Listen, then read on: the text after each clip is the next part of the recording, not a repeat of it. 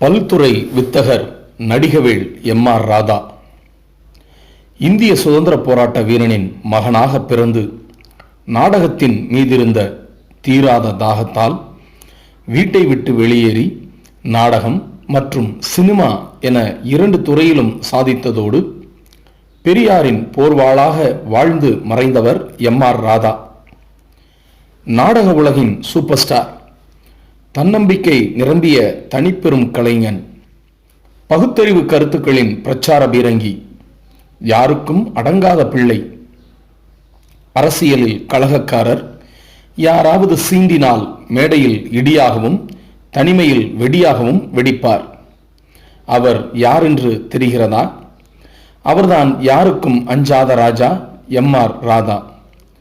மதராஸ் ராஜகோபாலன் ராதாகிருஷ்ணன் நாயுடுவின் சுருக்க பெயர்தான் எம்.ஆர். ராதா.